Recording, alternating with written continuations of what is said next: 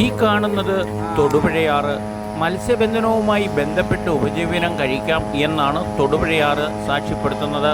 25 വർഷമായിട്ട് ഈ തൊടുപുഴയാറ്റിൽ മീൻ പിടിക്കുന്ന ഒരു ചേട്ടനാണ് വള്ളത്തിൽ ഇപ്പോൾ മോട്ടോർ പിടിപ്പിച്ചുകൊണ്ട് നെറ്റിടാൻ നടക്കുന്നത്.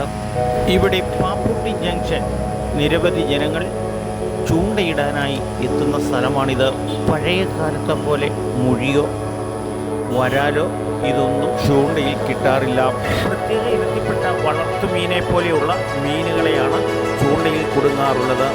ഇത് മലങ്കര ഡാമിൽ വളർത്താനായി സർക്കാർ നിക്ഷേപിച്ച മീനാണെന്നും സംശയിക്കേണ്ടിയിരിക്കുന്നു.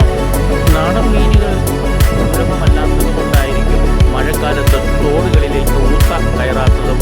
കുറഞ്ഞ ഇനത്തിൽപ്പെട്ട മീനുകളെയാണ് കിട്ടാറുള്ളത് എന്നാണ് ചൂണ്ടയിടലുകാർ പറയുന്നത്. പക്ഷേ കൂടുതലായിട്ട് ഇവരുടെ ചൂണ്ടയിൽ കുടുങ്ങാറുള്ളത് ഫിഷറീസ് വകുപ്പ് ഡാമുകളിൽ നിക്ഷേപിച്ചിരിക്കുന്ന ഇനത്തിൽപ്പെട്ട മീനുകളാണ് കണ്ടിട്ട് തോന്നുന്നത്.